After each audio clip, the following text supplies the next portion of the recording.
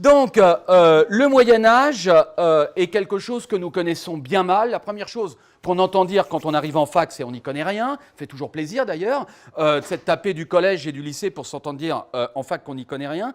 Et ce n'est pas faux, parce que, effectivement, le Moyen-Âge, c'est une période de 1000 ans. Et 1000 années, comme tout à l'heure on parlait de la langue, 1000 années, c'est considérable et on ne sait pas ce que c'est que 1000 années. Et quand on parle de 1000 ans, de quoi parle-t-on? En fait, le Moyen-Âge, c'est extraordinairement complexe. Et il y a quelque chose qui me semble extrêmement grave à l'heure actuelle, c'est qu'on est sur une tendance des images, cinéma ou bande dessinée, ou bon, plus généralement les jeux vidéo peut-être aussi, je connais moins, qui consiste à dire que parce que l'on va être plus soi-disant réaliste, c'est-à-dire qu'on va montrer une violence ou une laideur plus crue, on va se rapprocher de la vérité. Et cette idée, cette profession de foi totalement fallacieuse, qui consiste à chercher le réel dans l'ultra-violence, dans l'outrance et dans la simplification, je la trouve à la fois dangereuse, mais pas nouvelle. Parce que justement, cette simplification du Moyen-Âge, cette vision du Moyen-Âge repoussoir, nous vient du XIXe siècle et nous vient en particulier d'un grand historien qui s'appelle Michelet, Jules Michelet, et qui a donné une lecture du Moyen-Âge qui était une lecture extrêmement politique, qui consistait à dire qu'autrefois c'était quand même abominable et que maintenant ça allait être mieux.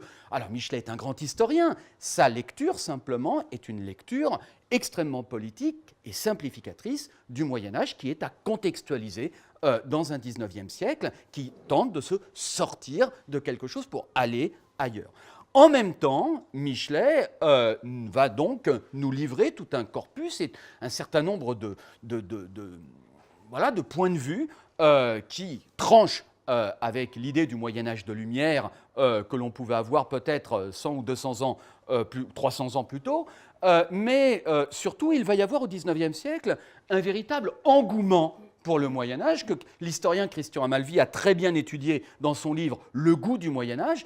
Et suite à ce Moyen-Âge horrifique que va nous proposer Michelet, mais bientôt aussi Victor Hugo, ce Moyen-Âge de Notre-Dame de Paris, qui est un Moyen-Âge truculent, mais aussi grimaçant, hurlant, effarant. Bon, eh bien, suite à ce Moyen-Âge des temps, entre guillemets, barbares, nous avons aussi un véritable goût, une mode du Moyen-Âge. Et ce qu'il y a de très intéressant au XIXe siècle, c'est de voir que les deux tendances à un Moyen-Âge horrifique et un Moyen-Âge truculent vont cohabiter et que l'une va triompher de l'autre.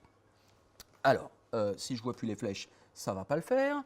Donc, on va commencer du XIXe siècle au XXe siècle.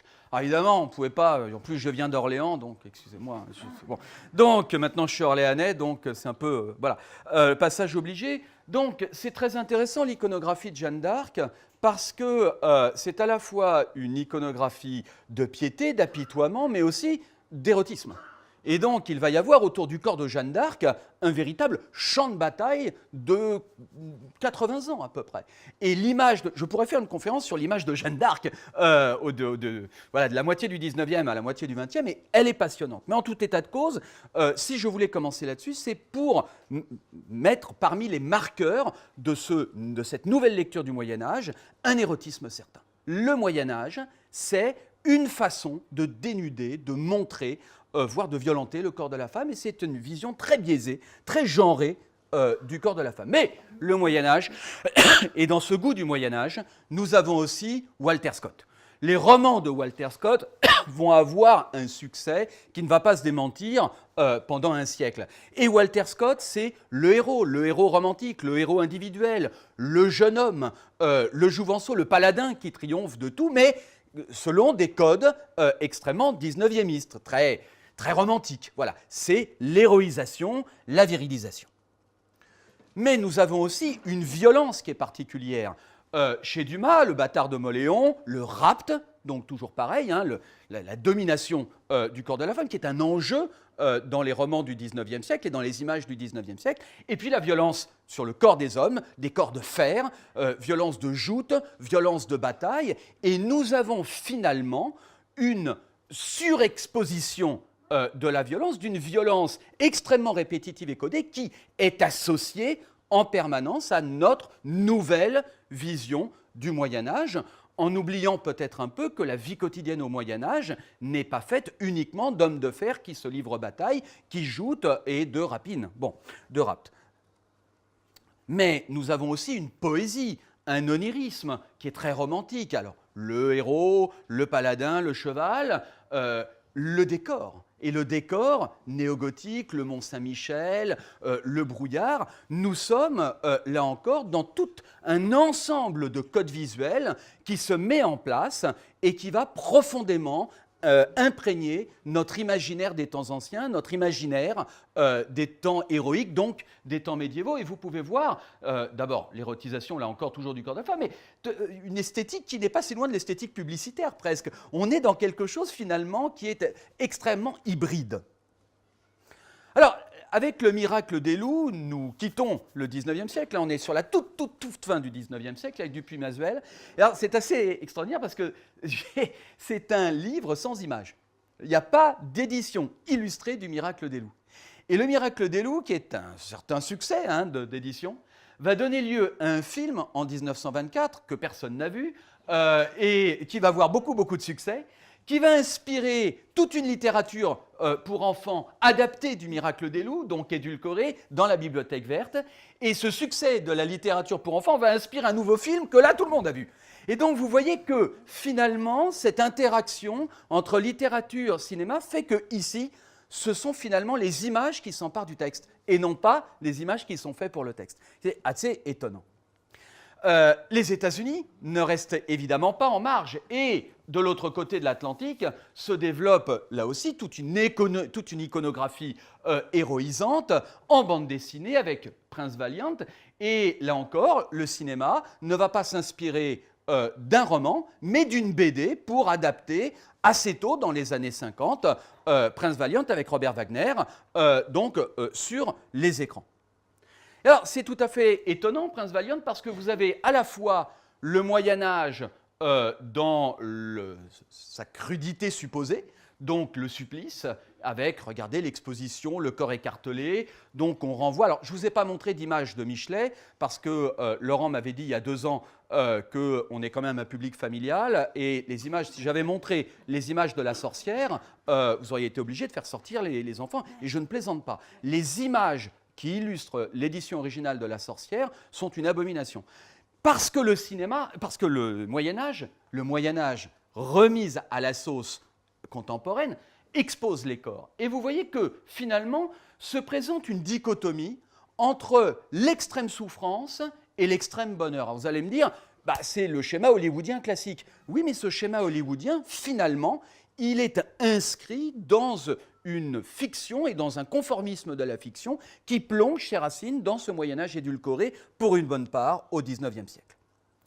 Là encore, il faudrait aussi parler du folklore. Du folklore, et à la fin du XIXe siècle, nous avons dans le sillage de Van Gennep toute une mise en écriture d'un certain nombre de contes, et Erckmann Chatrian ne vont pas être en reste. Et ce qui est tout à fait intéressant dans Hugues le Loup, que je vous ai sélectionné, c'est que c'est un conte qui ne se passe pas au Moyen-Âge. C'est un conte qui se passe au XIXe dans une ambiance médiévale. Et ce qu'il y a d'extraordinaire, c'est que par le conte, eh bien, vous avez finalement cette ambiance médiévale qui va imprégner une bonne part des images et du visuel apposés aux contes, même quand ce sont des contes du moment, des contes contemporains.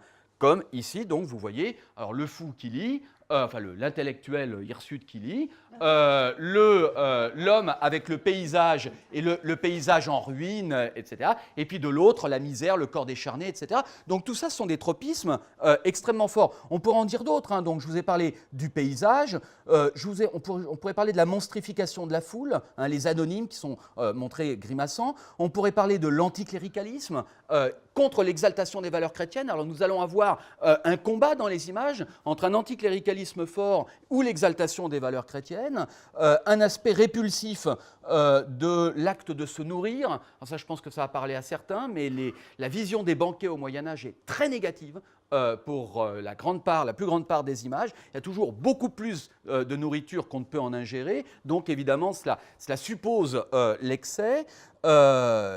car, comme disait quelqu'un que je connais, il n'est jamais anodin de mettre un corps dans son corps, et cela suppose un certain nombre d'usages culturels qui sont toujours très intéressants à travailler. Donc, j'ai bien retenu.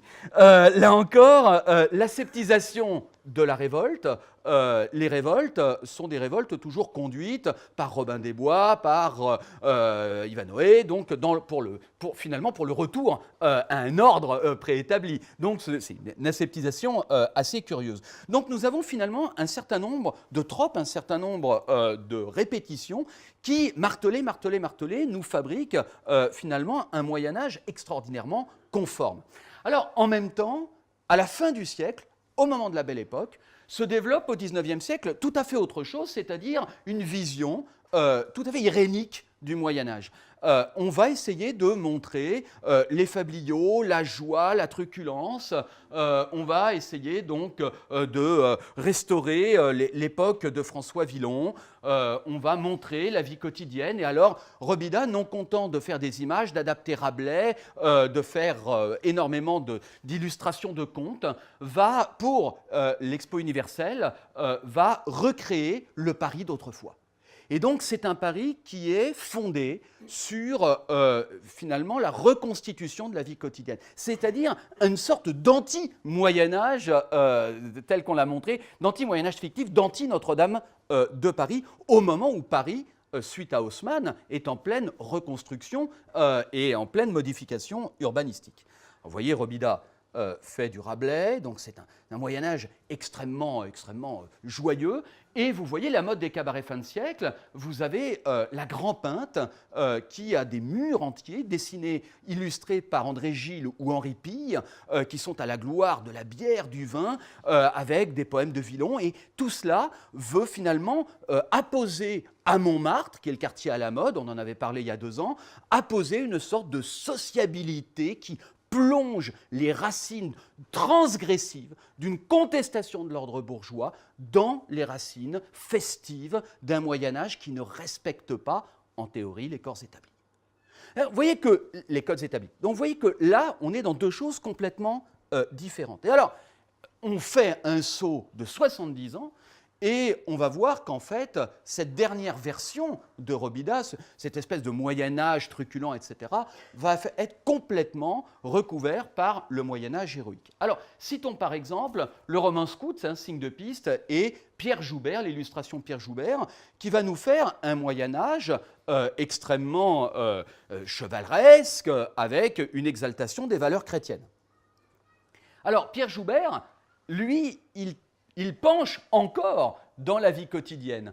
Mais vous voyez que finalement, à côté de ces évocations de la rue et de quelque chose finalement d'assez quotidien, d'assez tranquille, d'assez beau, d'assez créatif, eh bien, nous avons aussi l'irruption de la canaille. Et la première chose que font les canailles, c'est de crier, de piquer les fringues et d'attacher les femmes. Voilà. Donc là-dessus, c'est de la littérature pour enfants. Hein.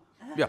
Donc, non, on n'oserait pas donner ça à des adultes, il faut élever les enfants. Non, vous n'avez jamais été scout? Enfin, écoutez, non, je ne parle pas aux plus petits qui ne savent pas ce que c'est que les... Mais enfin, les plus vieux, vous n'avez jamais été scout? Enfin, bon. Donc, nous avons également donc cette vision extraordinaire du champ de bataille. Là, c'est après la bataille de Poitiers.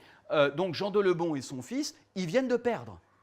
Donc en fait, c'est extraordinaire parce qu'ils viennent de perdre, mais c'est une héroïsation du perdant. Donc c'est assez étonnant quand même comme vision.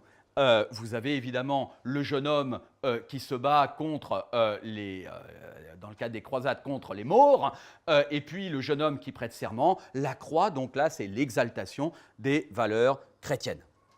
Alors, comment cela passe-t-il en bande dessinée? La bande dessinée est extraordinairement variée et prolixe dans son traitement du Moyen-Âge.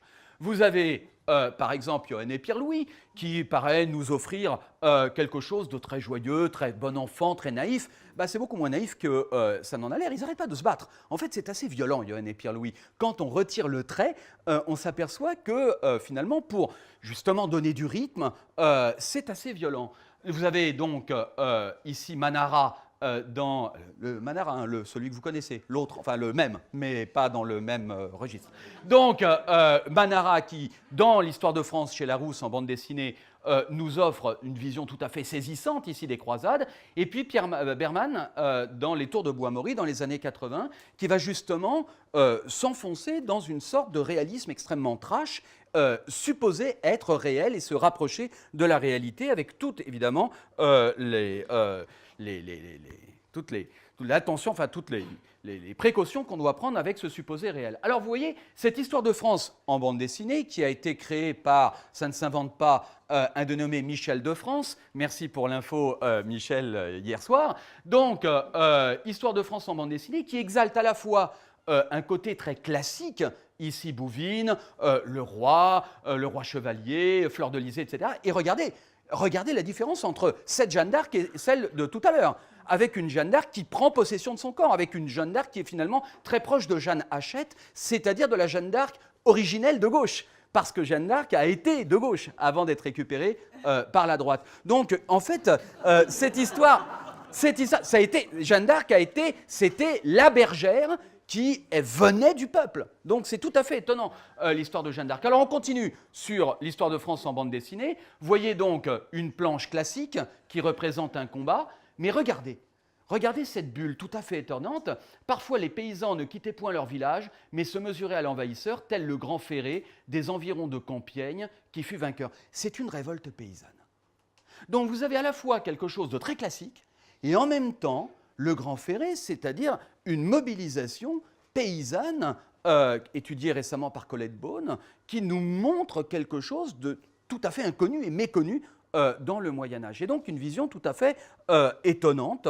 Et alors là, que dire donc de ces fameuses croisades par Manara? Regardez la tête des croisés. C'est-à-dire qu'en fait, vous avez... Mais regardez, les Arabes sont les victimes de véritables monstres. Et vous avez dans ces quelques pages, si vous voulez dégoûter vos mômes à vie de la colonisation, vous leur montrez les croisades par Manara. C'est hallucinant. Je veux dire, aujourd'hui, on ne peut plus montrer ça. Enfin, c'est extraordinaire. C'est les années 70 dans tout ce qu'elles ont de plus génial.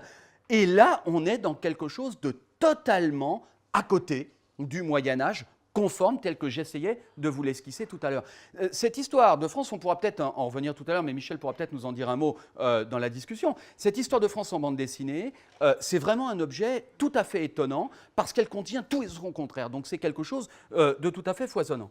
Alors, par contre, nous avons le duplicata de Chevalier Ardent. Toujours pareil, fin des années 70, début des années 80. Chevalier Ardent, donc le prince Valiant à la française, qui est fait par le papa de Fantomette, et qui là nous présente le héros avec le lot d'attentats, de paysans massacrés, de tortures, de seigneurs félons, etc. Tout à fait classique. Et ça n'arrête pas, ça n'arrête jamais. Ils se battent tout le temps. Ces gens-là n'ont rien d'autre à faire. Alors là, l'idée du mec qui fait un siège de 6 mois pour fabriquer les boulets, etc. Alors là, non, ils n'ont pas le temps. Allô, non, on a un siège, là, faut te dépêcher. Non, ça n'arrête pas, ça trépide. C'est de la bande dessinée, donc, mais c'était avant du roman. Walter Scott, ça n'arrête pas non plus. C'est une accélération du temps qui n'a absolument rien à voir avec le Moyen-Âge originel, mais qui ne le prétend pas non plus. C'est fait pour distraire. Simplement, la question, c'est à quel moment ces bandes dessinées qui sont là pour distraire d'abord, à quel moment revendiquent-elles le réalisme? Et c'est ça, justement, le basculement des années 80. Donc vous voyez que la violence est omniprésente, et que ce soit une violence a priori très gentille ou une violence a priori très méchante, mais vous pouvez voir que finalement, toute BD sur le Moyen-Âge contient son tiers ou sa moitié de mouvements d'action, et que ça n'est pas anodin. Vous pouvez voir également, Vasco, Les Griffes du Marais, que se développe toute une vision médiévale très proche tout à l'heure d'Erckmann-Chatrian et de cette vision très glauque du Moyen-Âge. Et quand Georges Duby nous parle d'un Moyen-Âge de lumière, quand vous ouvrez les bandes dessinées sur le Moyen-Âge, depuis 30 ans, ce n'est pas du tout des bandes dessinées lumineuses. Et c'est ça qu'il y a de tout à fait étonnant. Autre chose, ce sont pour 80% d'entre elles des bandes dessinées qui nous parlent de la guerre de 100 ans, ce qui là encore n'est pas anodin. La sorcellerie. Alors évidemment, la chasse aux sorcières, ce qui permet d'ailleurs de continuer une part d'anticléricalisme qui nous vient du XIXe siècle, et de dénoncer une violence d'église, mais aussi les violences faites aux femmes. Mais qui là encore nous offre donc des scènes qui sont des scènes tout à fait cauchemardesques. Et justement, la BD médiévale offre une licence qu'on ne trouverait pas dans d'autres thématiques par rapport justement aux souffrances infligées au corps, qu'ils soient masculins ou féminin. Et donc, vous voyez les corps masculins ici, pareil, avec toujours les cris, les plaintes et ce sentiment sonore. Et moi, quelque chose que je voudrais, sur lequel je m'interroge devant vous, de la violence répétitive dans la BD, ce n'est pas de la violence cinématographique. Je veux dire par là que la BD, surtout la BD historique, la bande dessinée, le lire, voir, sanctionner quand même d'un rapport à l'histoire, donc d'une espèce de légitimité, c'est quelque chose qui, pour les enfants, s'inscrit de façon extrêmement profonde. Et je pense que le film n'a pas l'impact qu'a une BD sur le long terme, répétée et relue et relue et relue par rapport à une vision, donc à un imaginaire du passé et à un imaginaire de l'histoire qu'elle suscite. Là, ici, Robida. Et de l'autre, une BD, tiens, dont je n'ai pas noté les références, ça c'est mal de ma part. Vous voyez quand même la similitude absolument incroyable. Donc, tout pareil, Jane, de Jacques Martin, cher à Michel. Alors, vision qui, en fait, dès qu'on propose un Moyen-Âge joli, etc., on le tourne vers la Renaissance. Et en fait, dès qu'on replonge le Moyen-Âge sur la violence, alors là, c'est le Moyen-Âge, revendiquer la guerre de 100 ans, etc., etc. Donc, c'est pour ça aussi que ce XVe siècle est particulièrement prisé de la bande dessinée, qui peut jouer des deux côtés. Donc, vous voyez, là aussi, lorsque Jacques Martin nous présente une vision relativement apaisée et quotidienne du Moyen-Âge, il y a immédiatement des agresseurs qui viennent la troubler. Donc, on passe au cinéma. Alors, le cinéma est là aussi extrêmement varié. Excalibur, Éric Rohmer et Bergman. On peut voir que c'est quand même assez contrasté. Mais le Moyen-Âge, c'est d'abord le cinéma hollywoodien, et le cinéma hollywoodien qui recycle finalement tout ce que nous venons de voir avec le héros, l'héroïne, le donjon, la foule, la violence et vraiment le corps en exaltation. Les Vikings, alors toujours pareil, vous retrouvez le donjon qui est en train de faire naufrage, d'ailleurs, ce qui est assez cocasse, vous retrouvez la femme et qui est en train d'être violentée. Les Vikings, comme les croisades, forment aussi une sous-partie, une sous-catégorie par rapport à la guerre de 100 ans, et vous voyez que finalement, à part le dracard, il n'y a rien de viking là-dedans, en fait. Vous voyez que, bon, voilà, il s'agit simplement de représenter un cadre, et que finalement, c'est toujours un peu la même histoire. Alors, les chevaliers de la table ronde qui nous représentent toujours pareil, la bataille, le flamme, le rouge, la dominante du rouge, du sombre, etc. Mais les années 70 commence aussi à nous présenter un pastiche. Et ce qu'il y a de tout à fait extraordinaire, c'est qu'au moment où le cinéma va commencer à pasticher Hollywood, au moment, même si le cinéma anglais ici par rapport à Hollywood, au moment où le cinéma va commencer à offrir un autre Moyen-Âge, c'est le moment où la bande dessinée va s'emparer du Moyen-Âge. Et finalement, il y a là une simultanéité qui, là encore, moi, m'interroge. Donc, la vision Babacool, au long de la rivière Fango, avec Patrick Devers quand même, s'il vous plaît, Manuel Riva. Et nous avons alors là une vision du Moyen-Âge, car c'est un film qui n'existe pas. Enfin, je veux dire, c'est un film absolument un ovni, un osni, un objet cinématographique non identifié. Et c'est donc des Babacool qui, au Moyen-Âge, essayent de se rapprocher de la communion de la nature. Alors là aussi, le Moyen-Âge, c'est extrêmement plastique, mais ça, ce sont des exceptions. Par contre, beaucoup plus symptomatique, dans les années 80, film de Verhoeven, La chair et le sang, qui va justement répondre à cette volonté de se rapprocher, soi-disant, du réel, en montrant un Moyen-Âge sans concession. Et c'est tout à fait étonnant parce que d'une part, vous avez toujours la figure du héros, blanc, nous avons une façon d'orchestrer les batailles qui, avec le concours d'historiens, sont extrêmement sérieuses, en tout cas plus sérieuses que les films hollywoodiens, donc qui ont été travaillées par des gens qui ont autorité pour dire que ça se passe comme ça, ou en tout cas que ça se passe plus ou moins comme ça, et pas autrement. Et puis à côté, nous retournons dans un imaginaire du banquet, de la ripaille, du vomi. Alors là, en plus, il s'empoisonne, alors c'est manque de peau. Donc, en fait, on s'aperçoit que cohabitent dans ces films des choses qui vont finalement, sous couvert de réalisme, et d'outrance, vont replonger dans le Moyen-Âge qui nous vient du XIXe siècle.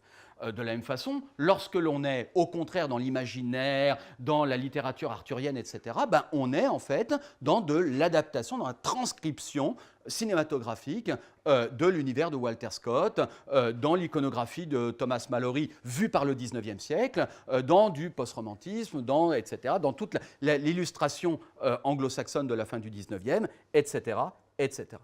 Et alors, évidemment, nous en arrivons aux visiteurs qui nous renvoient à ce Moyen-Âge grimaçant, à ce Moyen-Âge farce, à ce Moyen-Âge bouffe, aux deux sens du terme, avec évidemment toujours pareil, les chicots, les malins, les gens qui vomissent, le paix, la scatologie, etc., mais qui sont là justement pour nous dire que nous descendons des barbares, c'est-à-dire pour nous montrer finalement que nous sommes humains et pas eux.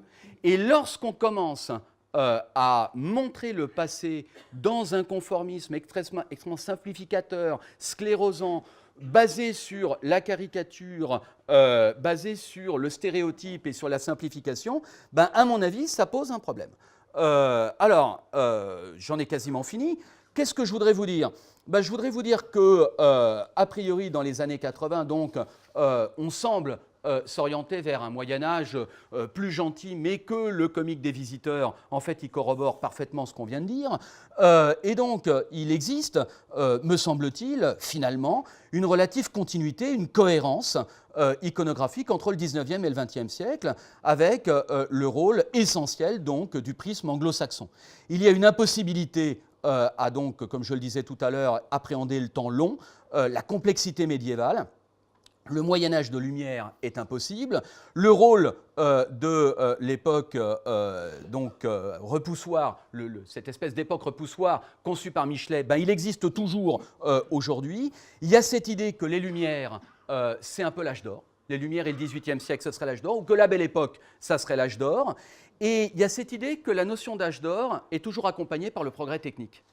Et donc, comme le Moyen-Âge, c'est 1000 ans, eh ben, on a l'impression que tout s'est arrêté pendant 1000 ans, et qu'il n'y a rien eu. Et donc, il y a cette vision extraordinairement nauséeuse, extraordinairement complexe, extraordinairement, à mon avis, dangereuse, de corréler l'âge d'or avec le progrès technique. Et donc, de corréler l'immobilisme, qui n'existe pas, avec la monstration, avec le caractère définitif des rires, de la scatologie et finalement le stéréotype caricatural.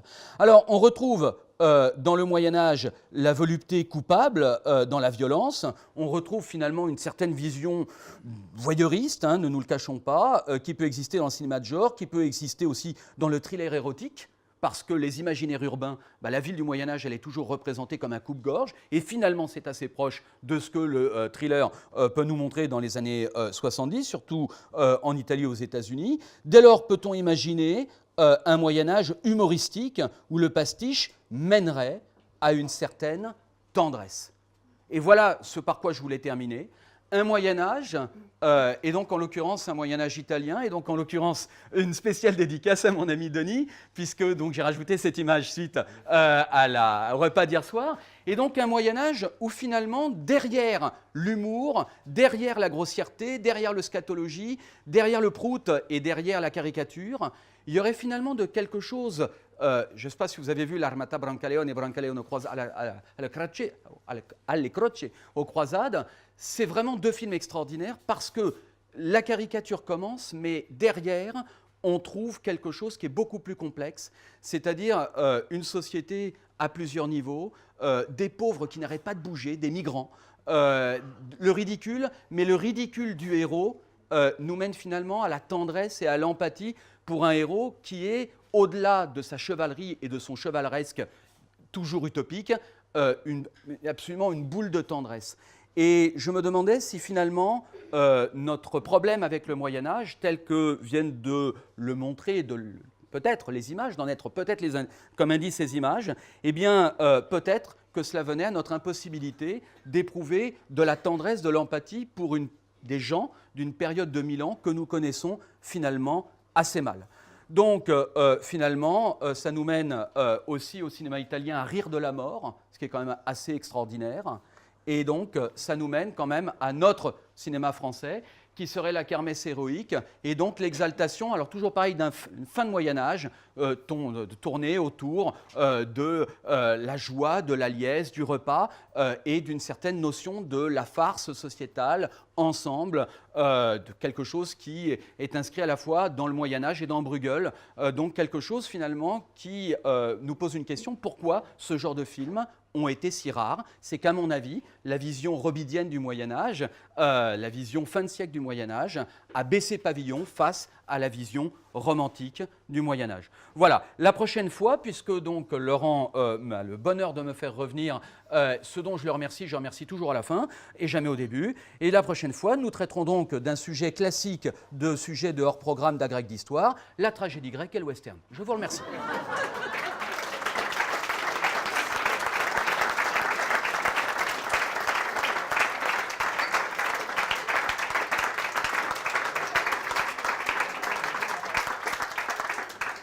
Et j'ai tenu 30 minutes.